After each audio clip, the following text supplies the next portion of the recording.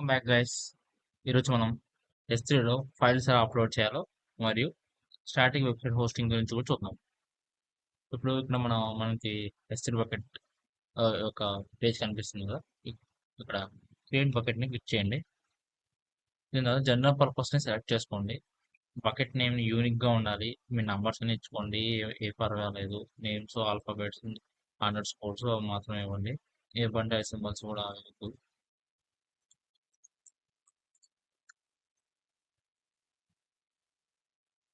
ఇవన్నీ ఇప్పుడు ఏం అవసరం లేదు. ఏసీఎల్స్ ఇవన్నీ మనకి ఇప్పుడు ఇంత అవసరం లేదు. తర్వాత చూద్దాం. ఇక్కడ బకెట్ వర్షన్ మాత్రం ఎనేబుల్ చేసుకోండి. ఎందుకంటే ఇప్పుడు ఒక మీరు వెబ్సైట్ హోస్ట్ చేస్తున్నారంటే ఇప్పుడు నా హెచ్టిఎంఎల్ ఫైల్స్ లో కూడా మీరు వర్షన్స్ మార్చుకుంటా ఉంటారు కదా, మోడిఫికేషన్ చేస్తారు కదా. అప్పుడు ప్రతిసారి దాని పేరు మార్చాల్సిన అవసరం ఉండకూడదు. సో ఇక్కడ మీరు మీ ఎడిట్ చేసుకోండి మీ ఫైల్ ని. అది నెంబర్ ఆఫ్ వర్షన్స్ కింద సేవ్ అవుతా ఉంటుంది. అది కూడా చూపిస్తాను ఇప్పుడు.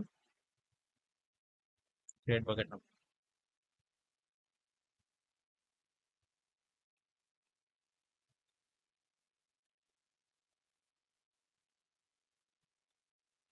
ఇక్కడ అప్లోడ్ ఆప్షన్ కనిపిస్తుంది కదా, ఇక్కడ అప్లోడ్ నొక్కండి. ఇక్కడ యాడ్ ఫైల్స్ ని సెలెక్ట్ చేయండి. ఇక్కడ నేను డైరెక్ట్ గా మన ఇచ్చేస్తుంది HTML ఫైల్ అప్లోడ్ చేస్తాను. మీరు చూసారు కదా, అప్లోడ్ నొక్కండి. సక్సెస్ఫుల్ అయింది. ప్రాపర్టీస్ లోకి రండి. పేరు ఫస్ట్ ఆఫ్ ఆల్ పేరు కాపీ చేసుకోండి. HTML పేరు ఇప్పుడు మనం స్టాటిక్ వెబ్సైట్ హోస్టింగ్ చూద్దాం. ఓకే, ప్రాపర్టీస్ మొత్తం లాస్ట్కి వచ్చింది స్టాటిక్ వెబ్సైట్ హోస్టింగ్ అని ఉంటుంది. ఇక్కడ ఎడిట్ నొక్కండి. ఎనేబుల్ చేయండి. దీన్ని ఎనేబుల్ చేసి సేమ్ సేమ్ నేమ్ ని పేస్ట్ చేయండి. కొంచెం అటు ఇటు అయినా మళ్ళీ ఓపెన్ అవ్వదు. సో ఇక్కడ సేవ్ చేంజెస్.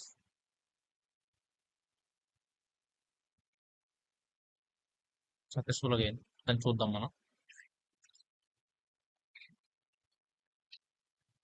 ఇప్పుడు మనం ఇక్కడ ఉన్న బకెట్ ని ఓపెన్ చేయాలి. మన ఫైల్ ని క్లిక్ చేసి ఓపెన్ అనే ఆప్షన్ ఓపెన్ చేయండి.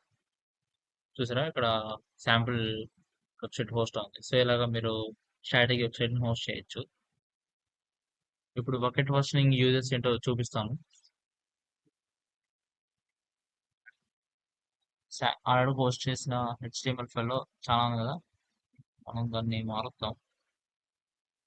మీరు చూడొచ్చు, నేను వేరే కంటెంట్ ప్లేస్ చేస్తున్నాను. అది HTML ఫైల్ లో. దాన్ని సేవ్ చేద్దాము.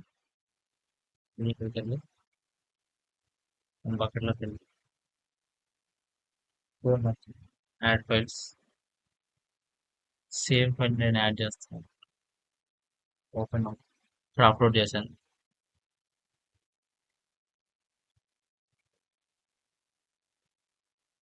ఇప్పుడు ఒకసారి మీకు చూపిస్తాను.